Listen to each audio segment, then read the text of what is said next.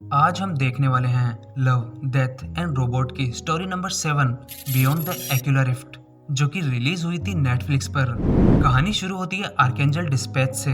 Archangel dispatch एक launch pattern है जो अंतरिक्ष में स्पेसशिप को कई लाइट ईयर्स दूर कुछ महीनों या सालों में ही पहुंचा देती है। बस आर्केंजल डिस्पैच को एक सेंटेक्स पैटर्न देना होता है। सिंपल भाषा में उसे एक एड्रेस बताना होता है। थॉम भी अपनी ट्रांसपोर्टेशन स्पेसशिप, जिसका नाम ब्लू गूस था, उसे आर्केंजल डिस्पैच की सहायता से अपनी डेस्टिनेशन एक्यूलर रिफ्ट ले जाने वाला था, जो पृथ्वी के पास में ही थी। स्पेसशिप में थॉम के साथ उसके दो साथी भी थे, सुसी और रे। सुसी आर्केंजल डिस्पैच में अपने सेंटेक्स पैटर्न अपलोड करती है। सेंटेक्स पैटर्न अपलोड करने के बाद तीनों अपने स्लीपिंग टैंक में सोने चले जाते हैं, क्योंकि उन्हें डेस्टिनेशन तक पहुंचने में कुछ साल लगने वाले थे और वो सब तब तक उन स्लीपिंग टैंक में ही सोने वाले थे। लेकिन थोड़ी वक्त में थॉम को होश आ जाता है। उसकी शिप में सिस्टम एरर दिखा रहा था। थॉम को कुछ समझ नहीं आता कि क्या हुआ है, तो वो अपनी शिप से बाहर देखता है।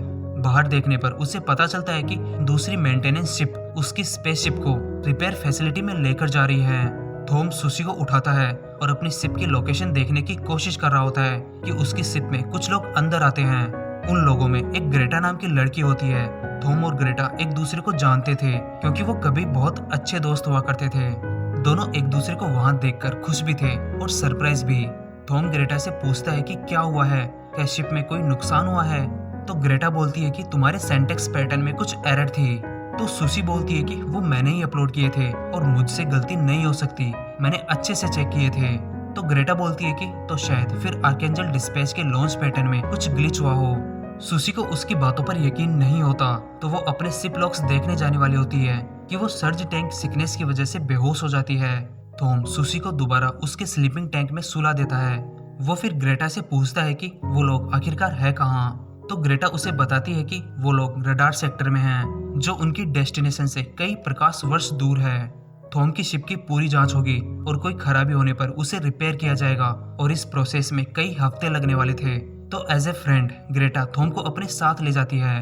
दोनों वहाँ खुद की पुरानी यादें ताज़ा करते हैं और एक दूसरे के साथ थोड़े मजे भी करते हैं। मजे करने के बाद ग्रेटा थॉम को बताती है कि हम रडार सेक्टर में नहीं हैं, मैंने तुमसे झूठ बोला था, हम हमारे घर से 1.5 लाख लाइट ईयर्स दूर हैं।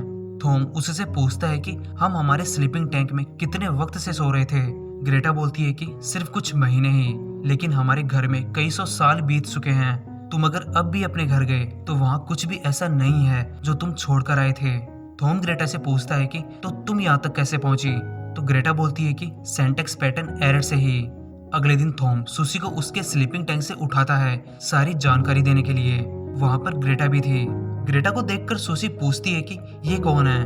तो थॉम उसे बताता है कि ये ग्रेटा है, हमारी दोस्त। कुछ सालों पहले हम इसे एक स्पेस स्टेशन पर मिले थे। तो सुसी बोलती है कि मैं ग्रेटा को जानती हूँ, ये ग्रेटा नहीं है, इसे ध्यान से देखो।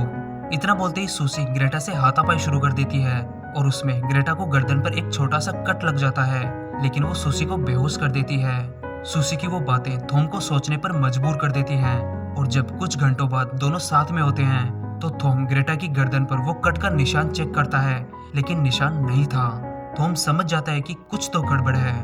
वो ग्रेटा से बोलता है कि तुम असली ग्रेटा नहीं हो।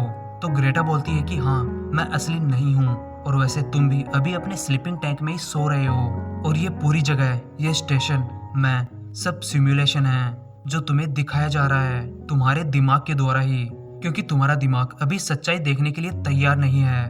तुम एरर से ही यहाँ आए हो, ये भी एक स्टेशन है, लेकिन थोड़ा अलग है। उसकी बातें सुनकर थॉम बहुत टेंशन में आ जाता है और वो उस ग्रेटा को असलियत दिखाने के लिए फोर्स करता है। ग्रेटा उसे बार बार मना करती है, लेकिन थॉम उसे फोर्स किए जा रहा था, और आखिरकार उसका दिमाग उसे असलियत दिखाई देता है। थॉम को उसके स्लीपिंग टैंक में होश आता है, जो कि पूरी तरह टूटा हुआ था, और उसकी हालत ऐसी थी जैसे कई महीनों से वो बिना एनवायरनमेंट के यहीं पड़ा हो, बिना न्यूट्रिशंस के। उसके दोनों साथी मारे जा चुके थे और उसका स्पेसशिप कहीं अंतरिक्ष की गंदगी में दफन हो चुका था। उस गंदगी में और भी बहुत सारे स्पेसशिप दफन थे।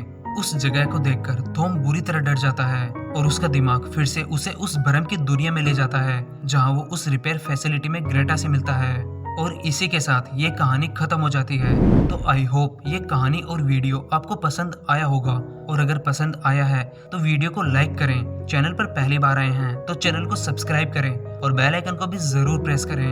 तो मिलते हैं अगले वीडियो में लव, डेथ एंड रोबोट की अगली स्टोरी के साथ।